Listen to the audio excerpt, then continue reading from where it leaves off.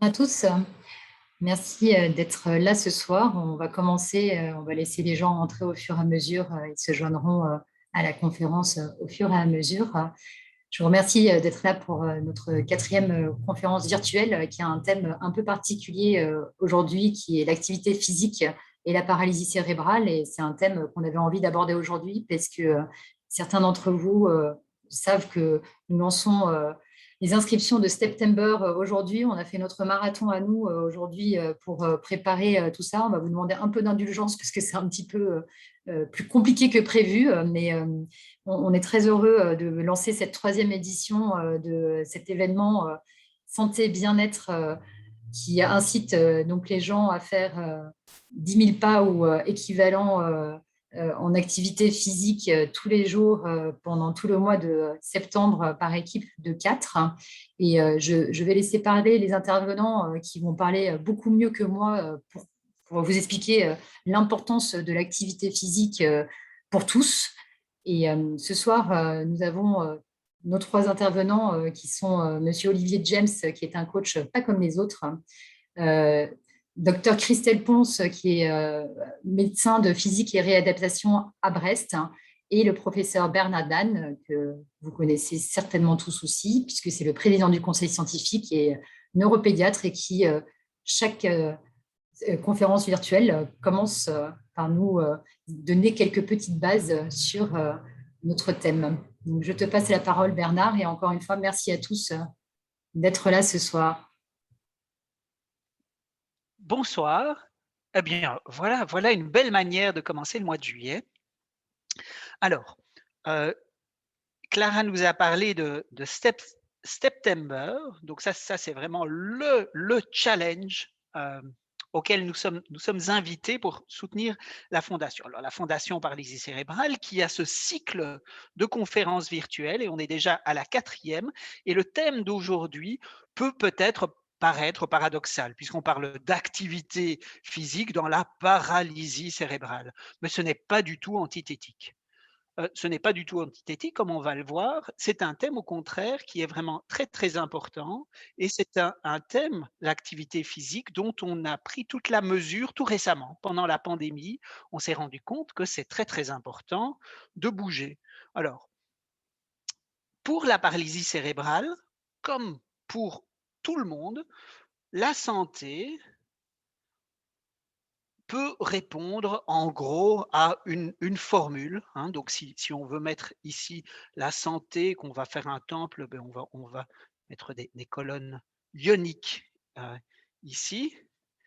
Alors si on veut dessiner ces 3 piliers, on va justement mettre un des piliers qui soit l'activité physique. L'activité physique, c'est un pilier qui est très important pour nous, pour chacun d'entre nous, à côté de la nutrition. Ça, c'est un autre aspect important et peut-être que nous consacrerons une conférence spécifique à la gastronomie ou aux autres aspects de diététique dans la paralysie cérébrale. Et n'oublions pas un autre aspect de d'activité aussi, c'est celui du sommeil. Et donc ces 3 piliers sont vraiment absolument essentiels à la santé et on a déjà parlé de santé. Vous vous souvenez qu'on avait pris cette définition, ce cadre, qu'on appelle la classification internationale de la fonctionnalité de la santé, où l'Organisation mondiale de la santé, justement, définit plusieurs dimensions, celles qui ont trait au corps, les activités que nous pratiquons dans la vie de tous les jours, mais aussi la participation sociale. Alors, la santé, elle est aussi déterminée par d'autres dimensions. Ce sont des facteurs personnels et ce sont des facteurs d'environnement. Vous vous souvenez que justement, quand on a parlé de la santé, on l'avait traduit dans ce que les Canadiens ont appelé des F-words, mais nous avons proposé notre propre traduction et pour les aspects du corps, on avait proposé ma forme physique. Et vous allez voir qu'aujourd'hui, nous allons beaucoup parler justement de l'importance de cette forme physique. Alors pour les activités, on parlait de capacité. Pour la participation, eh bien, on a souligné le rôle des amis. Ici, On avait parlé de joie de vivre notamment, et vous allez voir comme la motivation va être importante dans les activités physiques et pour l'environnement. On avait la question de la famille. Donc toutes ces dimensions sont bien liées et une question très importante, c'est celle de donc ces activités physiques. Alors on peut se dire, ben voilà, on a une paralysie cérébrale, comment est-ce qu'on va s'engager dans des activités physiques? Et les activités physiques, elles s'opposent à quelque chose qui nous concerne malheureusement tous, mais on doit en prendre conscience, et en particulier les personnes qui ont une paralysie cérébrale, c'est la sédentarité. Vous savez qu'on représente souvent les personnes qui ont euh, un handicap comme si elles étaient, alors je la dessine ici assise là dans une chaise roulante, comme si elles étaient coincées ici dans une chaise en train de ne pas bouger. D'abord, vous savez très bien que même si on est dans une chaise roulante, on peut bouger et que c'est très très important d'imaginer qu'on est dans une activité physique. Et puis, il y a aussi tout un éventail d'activités qu'on va pouvoir faire quand on est assis, mais aussi quand on n'est pas assis. Quand on n'est pas assis, d'abord, même quand on est assis, on peut changer la position. On peut imaginer que pour certaines personnes, qu'on peut être dans un plan de station verticale. Et au total, on va se rendre compte que si on porte en graphique l'activité physique ici et les bénéfices qu'on a pour la santé ici, donc dans ce graphique-ci, ce graphique aura cette forme-là. Donc là, on n'a rien, aucune activité physique. Ici, on a un peu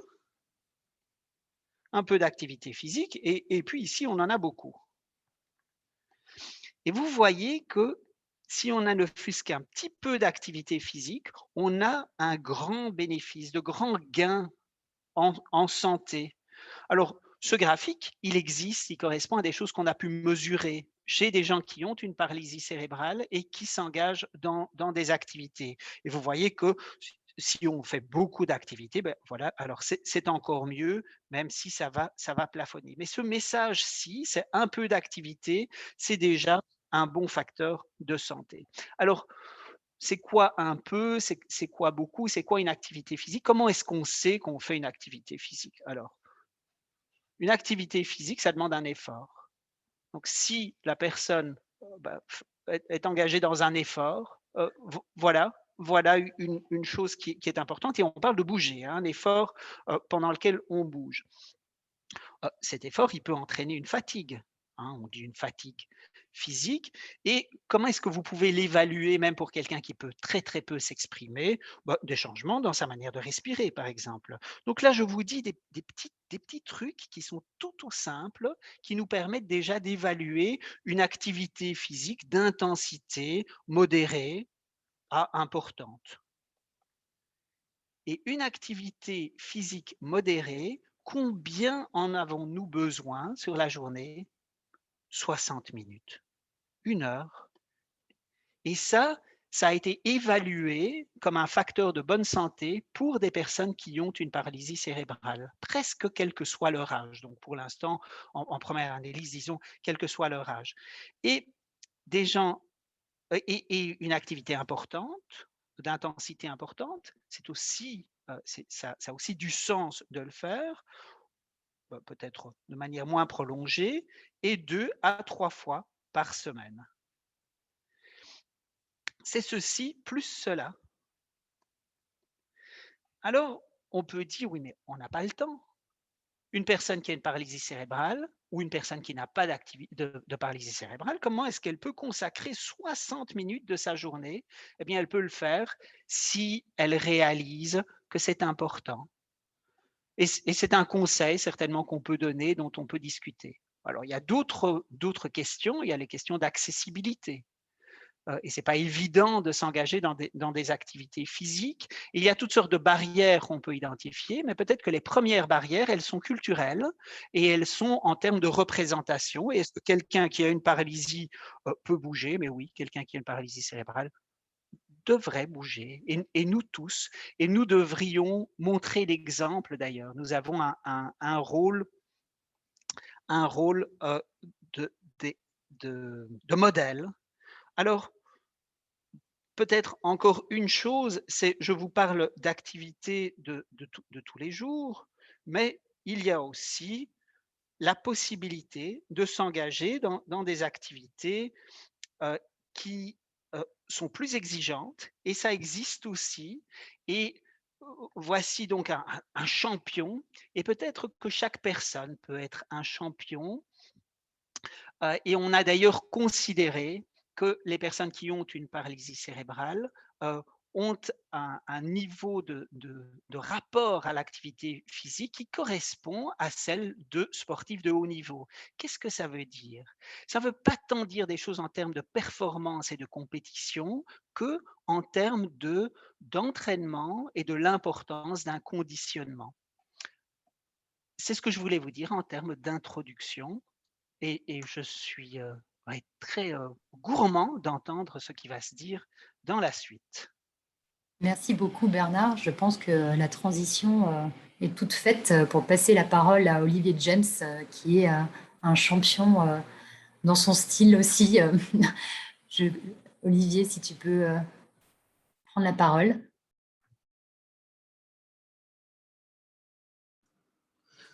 Oui, alors j'ai remis le micro. Voilà.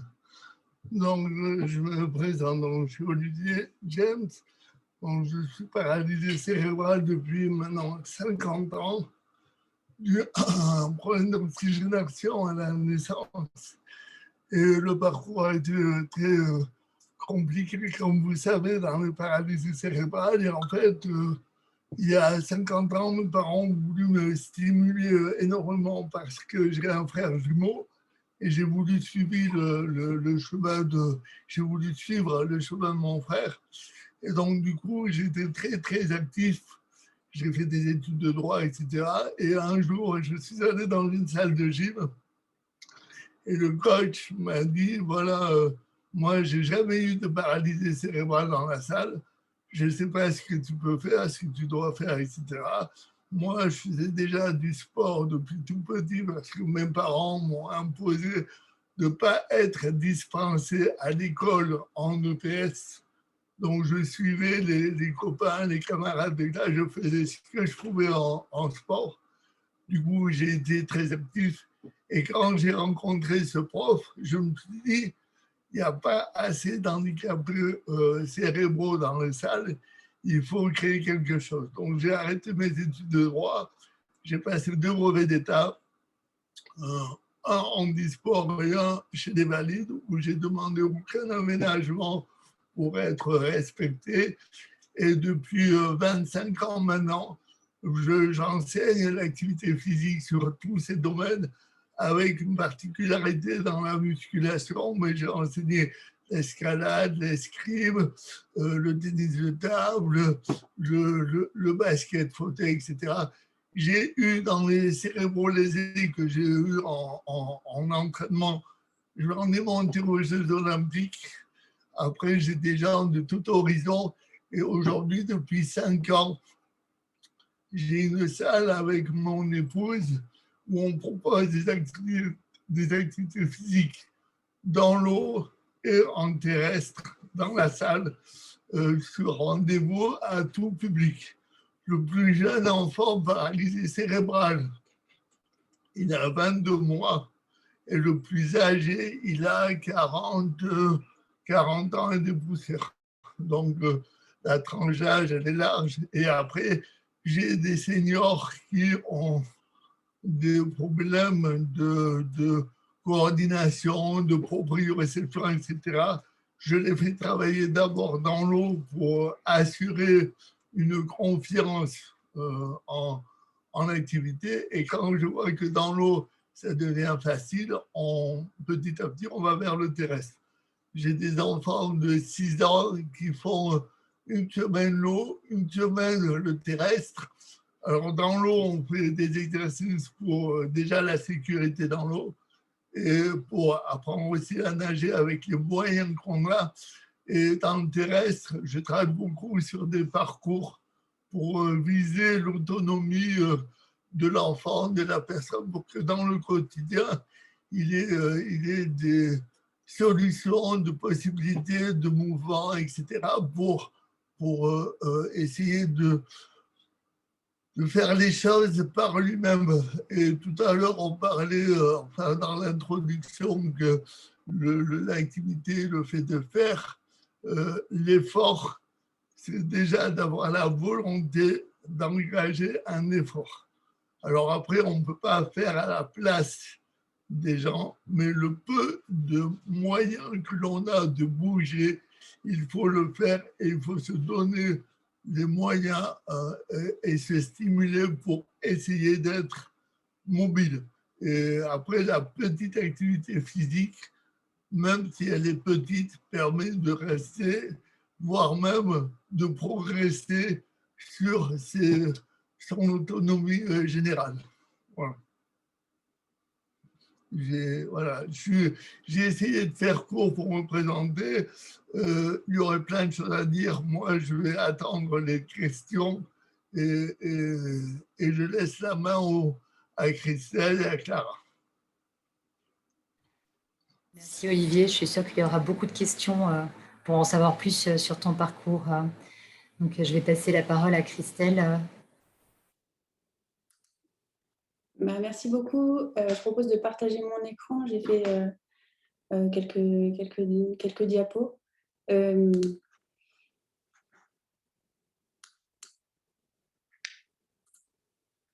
Est-ce que vous voyez bien? Oui. Ok. Donc moi, je m'appelle Christelle Ponce. Je suis médecin de médecine physique et réadaptation et médecine du sport. Je travaille avec l'équipe brestoise et donc je suis également chercheur. Et l'activité physique est quelque chose qui me tient particulièrement à cœur. Et donc, on va parler d'activité physique pour tous. Donc, l'activité physique, on l'a déjà définie. Et globalement, ce qu'il faut comprendre, c'est qu'à partir du moment où on bouge, eh ben, on est actif. Donc, on peut être actif dans plein de situations. Il y a bien sûr le sport, que tout le monde individualise bien, mais il y a plein d'autres possibilités. Donc, faire du jardinage ou faire des mouvements avec ses membres supérieurs pour les personnes qui sont en fauteuil roulant, c'est aussi de l'activité physique. Et un peu comme une voiture, à partir qui consomme de l'essence quand elle avance, lorsque on bouge, et ben on va consommer de l'énergie. Et plus on bouge, plus on consomme de l'énergie. Plus la voiture va vite, plus elle consomme d'essence. Et donc, on peut définir l'activité physique par le fait qu'on consomme de l'énergie de manière plus importante que lorsqu'on est au repos. Au contraire, la sédentarité, ça se définit pour la majorité des gens comme le temps assis ou allongé. Donc, pour une personne qui est en fauteuil roulant, on peut définir ça par le temps pendant lequel la dépense d'énergie, donc la consommation d'énergie, la consommation d'essence, c'est égal à la dépense énergétique de repos, donc quand on n'est pas en mouvement globalement. Et donc, je pense que c'est vraiment ça qui est important de retenir, parce que l'enjeu, c'est d'être actif, mais donc de faire des mouvements, mais de manière très importante, de limiter la sédentarité, parce que la sédentarité, c'est un élément qui est extrêmement risqué pour l'ensemble de la population, mais encore plus pour la population des personnes avec paralysie cérébrale.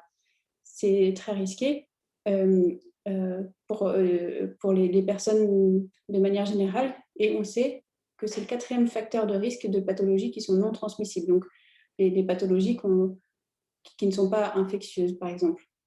Et donc, le fait d'être sédentaire, c'est la cause principale de certains cancers, le cancer du sein, le cancer du côlon.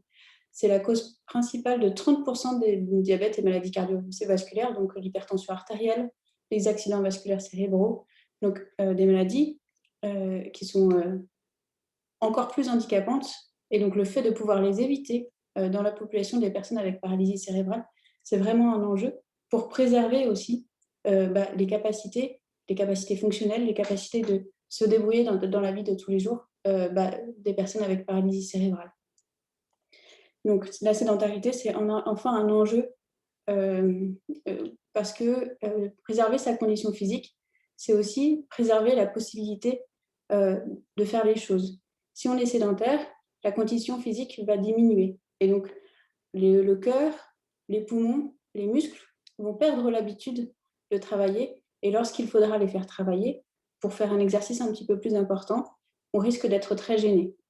Et du coup, chez une personne qui a une gêne motrice, de perdre la condition physique, ça peut être extrêmement impactant dans le quotidien. Donc, chez les personnes avec paralysie cérébrale, on sait que tous ces risques, ils existent, que les conséquences de la sédentarité sont les mêmes, mais qu'elles sont encore plus importantes. Et qu'il y a vraiment une grande vigilance à avoir pour réussir à mettre en place l'activité physique et diminuer la sédentarité. Donc, je parlais tout à l'heure de l'importance de maintenir l'activité physique pour les personnes avec paralysie cérébrale, parce qu'on sait que ces personnes, par rapport à la population des gens qui n'ont pas de paralysie cérébrale, sont moins actives. Et que c'est la raison pour laquelle les conséquences sont encore plus importantes. On sait que les personnes avec paralysie cérébrale ont plus de risques en vieillissant d'avoir de l'hypertension artérielle, d'avoir du diabète, d'avoir toutes ces pathologies qui sont encore plus impactantes, qui peuvent être très impactantes au quotidien. Et donc, on a un cercle vicieux qu'on connaît bien, qui est que quand on est en situation de handicap moteur, c'est difficile d'être actif.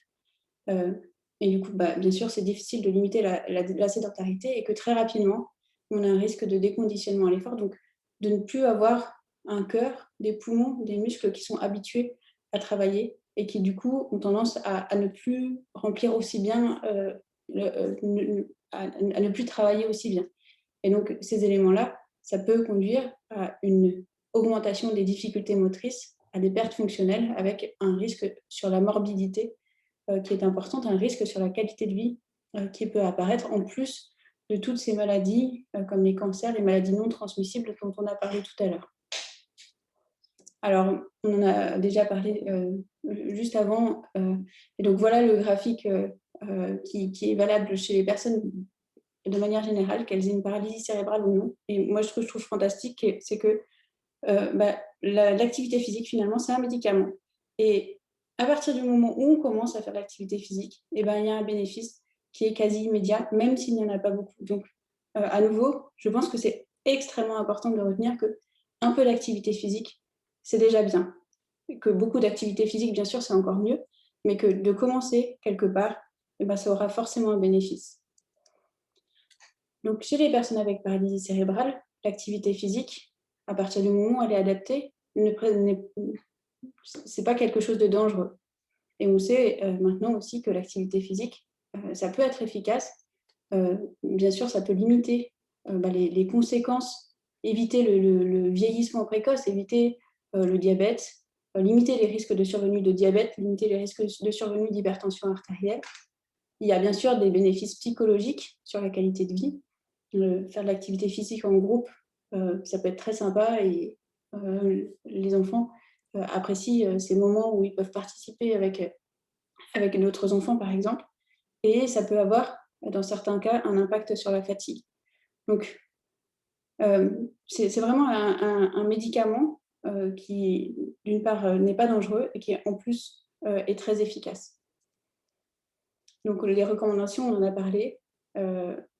Donc, au moins 60 minutes d'activité physique intense à modérer par jour chez tout le monde, y compris les personnes avec paralysie cérébrale, et une vigilance pour limiter le temps de sédentarité. Et donc, chez les enfants et chez les adolescents, faire très attention au temps d'écran qui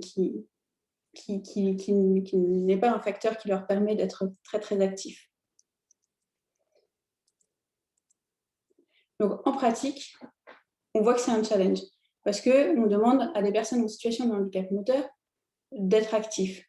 Et du coup, il va falloir trouver des techniques. Donc, à nouveau, la première chose qui me semble très importante à retenir, c'est que tout mouvement est bon pour la santé. Donc, pour une personne qui a l'habitude de faire un petit peu de marche en intérieur, d'en faire un peu plus, et ce sera déjà quelque chose de gagné. Pour une personne qui a la possibilité de faire ces transferts, soit en lève-personne, soit par elle-même, mais avec peut-être un effort plus important à fournir, le fait d'essayer de faire les transferts un peu plus en évitant le lève personne, et ben, ce sera déjà ça de gagner. Donc à nouveau, vraiment, un peu, c'est mieux que rien. Et bouger, plus on bouge, mieux c'est, qu'on ait une paralysie cérébrale ou pas. Donc à nouveau, il n'y a aucun souci pour reconnaître le challenge, et il y a la possibilité dans certains cas d'être accompagné. Et du coup là, je peux vous parler de mon expérience d'accompagnement. Donc on peut proposer des méthodes pour essayer de mettre en place de l'activité physique au quotidien, pour essayer de changer un petit peu les habitudes de vie, pour devenir plus actif. Alors ça ne se fait pas n'importe comment, hein. Il y a des ingrédients qui sont à respecter. La première chose, c'est qu'il faut mettre en place une prise en charge individualisée, que les objectifs d'une personne ne seront pas du tout les objectifs d'une autre personne. Donc, la motivation de la personne est extrêmement importante. L'objectif est bien d'adopter un comportement actif, mais à nouveau, pour être actif, en fait, il y a 10 millions de solutions, et chacun peut avoir des souhaits différents. Et donc, il faut bien identifier quel est le souhait, quelles sont les choses importantes pour la personne, pour ensuite travailler avec cette personne pour arriver à son objectif personnalisé. Ensuite, moi, je suis médecin enfant, et donc un des piliers, c'est de mettre en place une collaboration entre l'enfant, le thérapeute et sa famille. Parce qu'on sait bien que si la famille n'est pas présente pour accompagner l'enfant, l'enfant risque d'être extrêmement en difficulté pour lui, de manière autonome, pouvoir mettre en place cette activité physique dans son quotidien.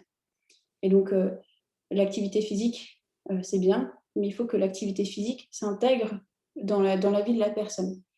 Et donc, s'intègre dans la vie de la personne, ça veut dire que, à nouveau, pour les enfants, il faut que ce soit centré sur la famille. L'exemple tout à l'heure que je prenais avec un des enfants que je suis, qui habite au bord de la mer et qui n'est pas dans une grande ville, c'est faire du patin à glace quand on habite dans un village au bord de la mer. C'est pas idéal pour les parents, parce que ça va quand même entraîner beaucoup de déplacements ça ne sera pas forcément compatible avec l'organisation familiale. Et donc, il faut prendre en compte la famille et l'environnement. À Brest, il sera plus simple de faire des activités nautiques que de faire du ski de piste. Donc, il y a plein de paramètres qui sont à prendre en compte. Et bien sûr, la situation personnelle, les goûts, l'endroit où l'on habite, les possibilités d'accompagnement vont venir et seront à prendre en compte dans la manière dont on va adopter un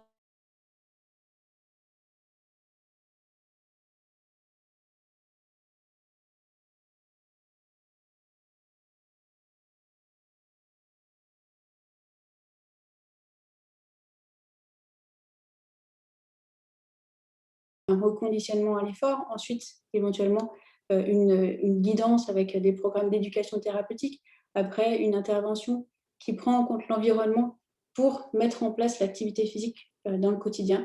Et ben ça, c'est la manière dont il faut réfléchir pour arriver à changer les habitudes de vie et à réussir à avoir un comportement actif. Et je vous remercie de votre attention. Merci beaucoup, Christelle. Merci à tous les trois pour ce partage. Moi, ce que j'ai retenu de tout ce que vous avez dit, c'est que le sport, c'est la santé, que c'est un médicament gratuit et que c'est un challenge. Et je vois que tout ça, ça se retrouve dans September, parce qu'on vous aide avec September à adopter des comportements dans l'activité physique en mettant en place le fait de marcher 10 000 pas par jour pendant tout le mois de septembre. Derrière, on ne s'arrête pas du jour au lendemain et on peut continuer. Et il y a plein d'activités qui sont proposées pour être converties en pas. Donc, j'entends qu'on est dans le bon sens en proposant September au mois de septembre chaque année depuis 3 ans maintenant. Donc, voilà, je suis contente d'entendre ça. Et en parlant de September, il y a une chose qu'on n'a pas dite, mais que vous savez sûrement tous, c'est que Olivier James, c'est notre ambassadeur September depuis 2 ans. L'an dernier, le 1er septembre, on a eu droit à un petit cours en visioconférence derrière nos ordinateurs dans nos bureaux pour pouvoir nous mettre en forme. Et donc, vraiment, on voulait le remercier encore une fois de nous soutenir avec tout cela. Et je vais d'ailleurs commencer par une question qui est adressée, je pense, à Olivier, qu'on a reçue en amont. Et en fait, il y a, mais peut-être Bernard et Christelle, vous pourrez y répondre aussi. Il y a une question qui est comment aider les enseignants à inclure les enfants paralysie cérébrale dans le cycle scolaire. Est-ce que vous avez peut-être dans le cycle scolaire avec le sport, je veux dire. Pardon, excusez-moi. Olivier, est-ce que tu as peut-être des idées à donner à cette personne, Oui. comment on peut faire? Déjà, il faudrait sensibiliser les enseignants au handicap. Moi, c'est ce que je fais depuis 20 ans. J'ai créé des formations pour les profs de PS, pour les coachs sportifs. Après, c'est la volonté de l'enseignant qui va en dépendre. Mais déjà, si l'enseignant a l'esprit ouvert, il a déjà un pas vers le handicap. Et après, moi, j'ai travaillé avec des profs de PS pendant 20 ans où on mettait en place des barèmes pour évaluer les élèves cérébralisés en seconde, première et terminale pour avoir des notes au bac, donc que ça compte dans la moyenne. Et donc, déjà, la base, c'est que les instances publiques démystifient le handicap avec plus de contenu de formation pour montrer aux profs de PS que le handicap n'est pas une difficulté, mais une adaptation à avoir pour pouvoir intégrer un élève dans un cours de PS avec les autres. Voilà. Donc déjà de former les profs et de leur faire comprendre que le handicap, ce n'est pas une difficulté, mais une façon d'adapter le PS. Je ne sais pas si j'ai répondu bien à la question, mais ça doit démarrer par là. Tout le monde doit être concerné par le handicap et tout le monde est concerné puisqu'on vieillit tous et on a tous une épée de Damoclès qui descend avec le temps et qui va nous rendre dépendants les uns des autres. Voilà. On voit qu'on a un visiteur imprévu. Alors en fait, on a une autre question aussi et qui pour le coup concerne, je pense que tout le monde peut y répondre peut-être, c'est comment on peut dire à un enfant qu'il est, Christelle y a déjà un petit peu répondu, hein, mais comment il est capable d'avoir une activité physique, parce que parfois l'appréhension l'empêche tout simplement d'essayer. Je peux répondre si vous voulez. Donc, je pense qu'il faut commencer par identifier ce qui fait plaisir à l'enfant. Et après, à nouveau, c'est mon expérience personnelle et je pense qu'il y a plein de manières différentes de faire. Mais moi, ce que j'aime bien proposer, c'est simplement de rencontrer l'enfant, de faire le point avec lui un petit peu sur ce qu'il aime moins, et après de lui proposer de rencontrer les professionnels dans mon service et de démystifier un peu les choses, de lui montrer avec un professionnel de santé qui peut être en structure type soins de suite et réadaptation, mais aussi en libéral, que oui, l'enfant, il peut jouer au basket, ou bien il peut faire du basket fauteuil, ou bien il peut faire du ping-pong si ça lui fait plaisir, pour qu'il appréhende un peu l'effort, qu'il reconnaisse ces symptômes, donc le fait que le cœur s'accélère, qu'il va respirer un petit peu plus vite, que les muscles vont se contracter, que peut-être après, il aura des courbatures, mais en tout cas qu'il ait ces seuils de normalité, qu'il puisse identifier que ce qui se passe, c'est normal, et que après avoir travaillé ça avec un professionnel, si c'est une étape qui est nécessaire pour le rassurer, qu'il puisse mettre ça en pratique à la maison, dans son quotidien, entouré par sa famille et après avoir réfléchi à ce qui est possible du fait de sa situation de santé et également de son environnement. Alors, si je peux intervenir, moi j'aurais un truc à dire au-delà de ce qu'a dit Christelle, c'est que la première règle, c'est d'avoir confiance en l'enfant. Et pour qu'il ait confiance en lui, il faut lui montrer que vous avez confiance en lui. Que tout ce qu'il peut le faire, il faut qu'il essaye de le faire, même s'il découvre, il faut qu'il essaye. Je prends toujours l'exemple du gâteau. Un gâteau, on ne sait pas s'il est bon si on ne le goûte pas. On a beau avoir les bons ingrédients, si c'est mal mélangé, il est dégueulasse. Si c'est bien mélangé, il est très bon. Et un lundi, moi, quand j'ai voulu marcher, ma mère ne m'a pas interdit de marcher. Elle dit, tu veux essayer? On essaye. Si tu n'y arrives pas, c'est pas grave, on va essayer le peu que tu peux faire, tu vas le faire. Le fait de dire ça, ça donne confiance en l'enfant, en ce qu'il est. Et il va dire, ah ben, elle croit en moi, je vais croire en moi. Et résultat, on peut arriver à de grandes surprises de réussite. Et moi, j'ai plein d'élèves que ça fait maintenant 25 ans qu'ils restent avec moi. Je les ai connus à 6 ans. Aujourd'hui, ils en ont 29, 30, ils ont fait leur vie. Et ils m'ont dit, si tu ne nous avais pas dit, on essaye de faire ça, on n'aurait jamais pensé pouvoir le faire. Le but, c'est d'essayer de se... C'est la vie, en fait. C'est de se lancer des défis, de se dire, allez, j'ai envie de faire ça, on va voir si on peut le faire. Si on a du mal, on va trouver des adaptations, mais on va essayer de le faire. Et la première démarche, au-delà des sensations sportives, la respiration, les efforts, la fatigue, etc., c'est de déclencher le fait d'essayer de faire les choses.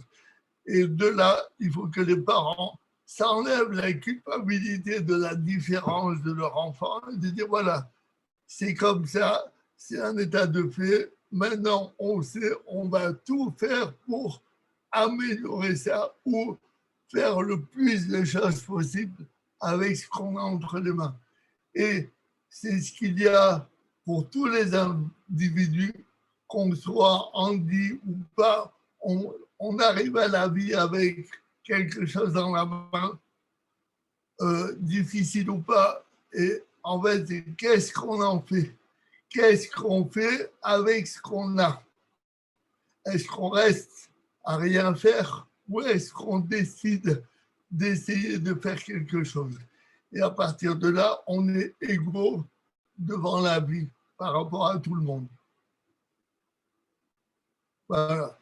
Et la confiance, c'est important à donner et à avoir. Merci Olivier. Moi, je voudrais encore rajouter une dimension plutôt en enlever, parce qu'on est deux médecins ici, et puis on dit la même chose. On dit la même chose qu'Olivier, c'est-à-dire c'est la vie. On dit le plaisir, on parle du défi, et puis on a parlé de la santé en tant que médecin, mais surtout pour dire c'est pas dangereux et c'est bon pour la santé. Alors nos métaphores, c'est un médicament gratuit, etc., etc. Mais surtout, c'est pas médical, ça fait vraiment partie de la vraie vie. Donc les professionnels de la santé, les thérapeutes, les médecins sont là éventuellement pour répondre à des questions, mais c'est surtout pas un traitement. C'est vraiment une manière de vivre, et c'est une manière de vivre qu'on commence très très tôt parce qu'on sait comme c'est important dans le développement et comme ce qu'on fait tôt, eh bien on va plus facilement pouvoir le continuer ou le développer plus tard. Merci beaucoup. Il y a une question à laquelle Olivier a déjà répondu dans le chat, mais de la part de Anne-Hélène, et peut-être qu'il y a quelque chose à ajouter dans les réponses. La question de Anne-Hélène est: n'est-il pas intéressant et motivant d'adjoindre une activité de groupe à la prise en charge individualisée malgré des objectifs différents? Alors, chez les enfants, c'est de manière certaine, le groupe est extrêmement, enfin, surtout chez les ados d'ailleurs, le groupe est quelque chose d'extrêmement motivant.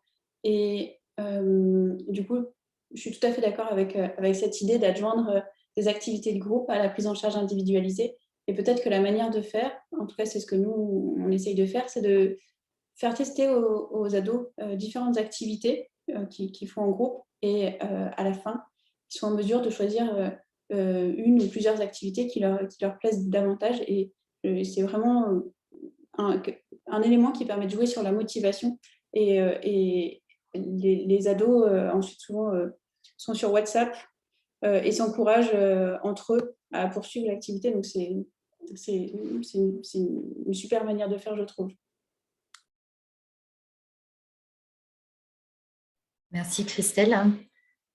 On a une question d'Alain qui demande comment concilier l'avis de la médecine du travail dans les établissements qui impose l'usage de tous les dispositifs possibles pour transporter la personne handicapée immobile comme un paquet, plutôt que de l'aider physiquement dans une marche résiduelle ou dans les transferts, hein, pour protéger en fait leur personnel, hein, bien entendu, et l'avis du MPR qui voudrait qu'on bouge donc le bénéfice pour la personne. Christelle, est-ce que tu veux répondre à ça? Alors, je suis un peu en difficulté pour répondre, étant donné qu'il s'agit d'adultes. Donc, du coup, je peux essayer de répondre pour les enfants, mais dans le contexte scolaire. Donc, je suis désolée si ma réponse n'est pas tout à fait, colle pas tout à fait, parce que je n'ai pas cette expérience-là chez les adultes. Mais en tout cas, chez les enfants, où on essaye de faire intervenir le plus possible. Et je pense que Olivier a souligné cet aspect de formation des professionnels autour des personnes avec paralysie cérébrale.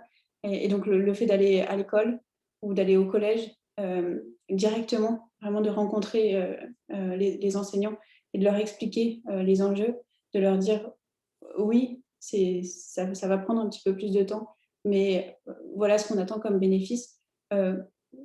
Ça permet, c'est pas magique, hein, les professionnels, enfin, les enseignants peuvent adhérer ou non.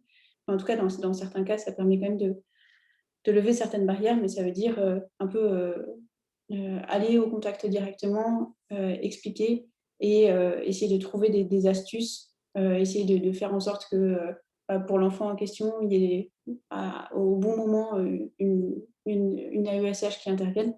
Et donc, et du coup, là, c'est vraiment l'enfant dans son environnement avec les aidants et trouver des astuces dans la journée pour que ça fonctionne. Et donc, chez les adultes, je suis désolée, j'ai pas eu cette expérience-là. Merci Christelle. Est-ce que Bernard ou Olivier, vous voulez rajouter quelque chose par rapport à ça? Moi, je n'ai pas une expérience personnelle de cette situation-là, mais j'ai connu d'autres situations similaires. Et là, j'entrais en négociation.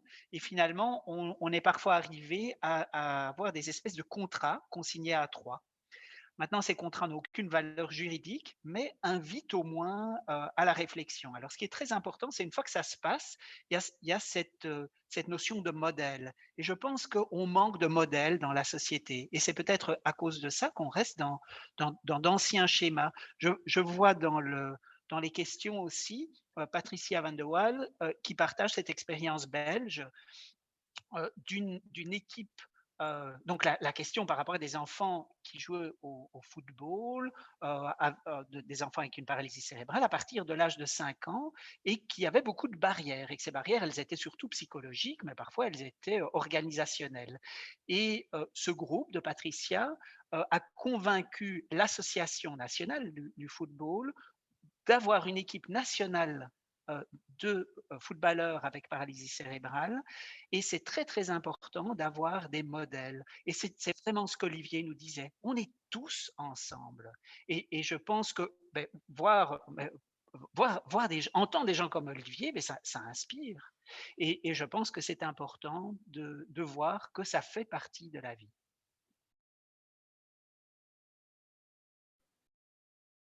Merci beaucoup Bernard.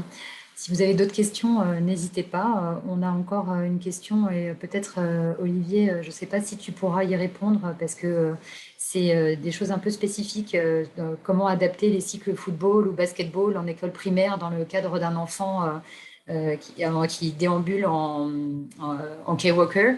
Est-ce que Alors, tu as des alors, idées là-dessus, hein?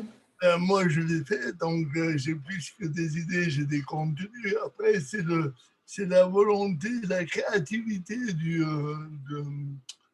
professeur de sport qui va faire la différence. Moi, je faisais des sports collectifs dans la cour de l'école avec des valides, des handis en kid-walker, en déambulateur, en fauteuil roulant électrique. J'adaptais les règles pour les passes, pour les rebonds, pour les sorties de terrain, etc. Après, voilà, c'est l'investissement du prof de PS qui va faire la différence. On ne peut pas obliger quelqu'un à être créatif s'il n'a pas les idées derrière. Donc, si on en revient au début, c'est si on a des gens qui sont vraiment formés pour accepter le handicap en intégration, derrière les solutions, elles sont vite trouvées. C'est vraiment une question de mentalité et que ce soit en Belgique, en France, partout en Europe, c'est l'ouverture d'esprit qui fera la différence. Si Olivier, donc effectivement, je vois que on a parlé de formation à plusieurs reprises et que c'est vraiment essentiel pour pouvoir trouver les bons sports, les bonnes activités physiques pour tous. Et je te coupe, Clara. T'en prie. Le truc, c'est que au-delà des formations, quand on arrive à démystifier le handicap pour les professionnels du sport, quand on voit les bénéfices de la personne en situation de handicap et le bonheur que ça procure d'avoir participé à une activité comme les autres et avec les autres, le prof de PS ou le prof de sport va recevoir un éclat de lumière qu'il n'aurait jamais ressenti avec des valides. C'est-à-dire que, alors moi, le handicap, je le connais par rapport à moi depuis 50 ans, mais quand j'ai réussi à faire et à faire participer des enfants à des activités auxquelles ils ne pensaient jamais participer, le retour que l'on a à la fin de la séance, c'est à la limite, c'est une émotion tellement forte que pas un prof de PS ne ressent ça avec des valides. La satisfaction et le bonheur d'avoir réussi à participer et à se découvrir avec les autres. Et ça, si on leur donne ça dans des formations, tout le monde va avoir besoin de cette énergie positive. Et les enfants qui participent, qui se découvrent et qui arrivent à faire des choses, ils balancent de l'énergie positive tout autour d'eux. Et ça, si on arrive à le faire comprendre à des professionnels, on va changer le monde. Merci Olivier, ça donne effectivement envie de changer le monde ensemble en faisant ça et c'est vraiment, ça donne beaucoup de belles choses à venir en tout cas. Donc, je ne sais pas s'il y a encore des questions. Je regarde, je vérifie. Je ne vois pas. Est-ce que Bernard et Christelle, vous avez envie de dire un mot avant que je ne passe la parole à Alain Châtelain pour conclure cette belle conférence? Moi, j'irais dans le même sens que Olivier et avec un regard assez positif, parce que je pense que dans de nombreux cas, il y a des barrières qui sont évidentes, qui sont difficiles à franchir, mais que dans mon expérience, finalement, les professionnels, qu'il s'agisse des professionnels de l'enseignement ou des professionnels du sport, à partir du moment où on travaille avec eux et où on arrive à identifier un peu leurs craintes, parce qu'il y a de nombreuses craintes, et notamment la crainte du risque pour la personne en situation de handicap, pour la personne avec paralysie cérébrale. Donc si on arrive à lever ces craintes, ben, il y a de très nombreuses possibilités qui émergent, et dans de nombreux cas, pas de manière systématique, une vraie volonté d'intégrer, de trouver des solutions pour qu'il y ait des choses qui arrivent. Mais la question de la formation est cruciale, et la question de faire le lien et de travailler ensemble, de mettre en place des collaborations et pas de rester d'un côté les professionnels de santé, d'un côté les professionnels du sport, de l'autre côté la famille, et qu'il n'y ait pas d'interaction, ça ne marche pas. Et moi, je voulais aussi ressouligner ce mot ensemble, c'est-à-dire que ça demande beaucoup de créativité et il faut partager les expériences. Donc ça, c'est vraiment essentiel. Il faut aussi faire la distinction entre thérapie et sport. Parfois, on peut intégrer le sport à la thérapie, mais il ne faut pas prendre des principes thérapeutiques, par exemple lutter contre l'asymétrie ou des choses comme ça, quand on fait cette activité physique. Vraiment, il y a la liberté et puis il y a les règles du sport qui sont d'autres règles et qui sont des règles importantes pour la vraie vie. Merci beaucoup à vous trois pour ces paroles et pour ces réflexions et Je vais te l'importance. Clara, Vas-y, Olivier. j'adore te couper. Je vois ça. Je t'en prie. Je disais aussi dans les formations, ce que j'ai vu depuis 20 ans que j'en fais, là où ça percute les stagiaires, les formés, c'est d'amener du vrai public et de les mettre en formation, en situation. Et j'ai dû avoir, depuis 25 ans, j'ai dû avoir plus de 1000 stagiaires formés au handicap dans tous les domaines. Et à chaque fois qu'ils sont sortis d'une ou deux journées de pratique avec des handis cérébralisés, ils ne voyaient plus le handicap comme ils le voyaient avant. Donc, dans la formation, si un jour vous arrivez à en mettre avec la formation, c'est d'avoir un public cobaye qui sert de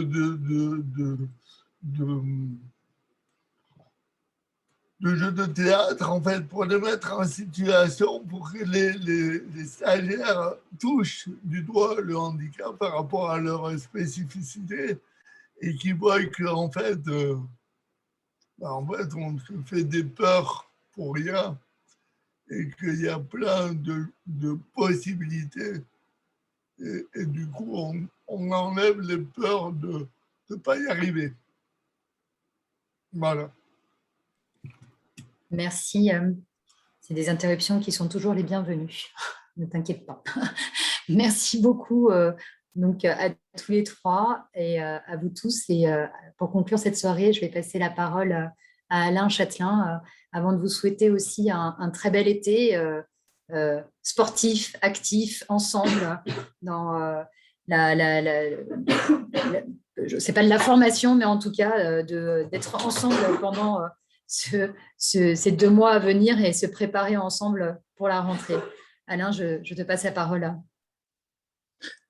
Voilà. Bon, ce que je voulais d'abord faire, c'est remercier Bernard Dan et l'équipe là, qui ont lancé cette idée de webinaire qui, je trouve, sont tellement utiles et précieux. Remercier Christelle et Olivier, chacun avec leur talent. Se trouver un soir où on apprend qu'avec le plaisir, le bien-être, on peut changer le monde, je trouve que c'est une bonne chose. Et puis, je voudrais reprendre un mot de Bernard Dan sur la créativité. Moi, je suis admiratif de ce que les équipes, les professionnels qui s'engagent là-dedans, les familles qui font le lien pour ça. Donc, la créativité pour arriver à trouver les moyens. Je pense aussi, peut-être ça a été évoqué au niveau des professionnels par Olivier, mais je pense aussi que quand on parle d'inclusion, il ne s'agit pas au fond d'un service qu'on rend à quelqu'un qu'on voudrait intégrer dans le groupe. Je pense qu'il faut toujours se souvenir que c'est la place de chaque personne d'être là et que chacun réfléchisse aussi aux bénéfices qu'il en retire pour lui-même, et que certes, il y a des bénéfices à trouver pour la personne en situation de handicap, mais peut-être de faire réfléchir aussi bien les enfants, les adultes, qu'est-ce qu'ils ont découvert dans cette relation et dans cet échange. Il y a aussi là une vraie richesse qui mérite qu'on prenne un petit peu le temps en dehors de la compétition, puisque le sport, c'est souvent aussi une compétition, qu'elle soit en équipe. Voilà, donc je voudrais vous inviter non pas à vous entraîner pour September, parce que pour September, vous pourrez démarrer le 1er septembre, même sans entraînement. Que vous soyez en fauteuil ou sportif accompli, vous avez toutes les activités que vous pouvez rentrer dans l'application. Passez un très bon été. Merci à tous. Et voilà. Et puis souvenez-vous que si vous pouvez faire quelque chose pour September, eh bien, faire parler de cette cause, c'est important. Et puis, c'est ce qui va nous aider à pouvoir soutenir des équipes pour proposer de nouveaux progrès. Merci à tous et très bon été. Merci beaucoup. Bonne soirée. À très bientôt. Bel été.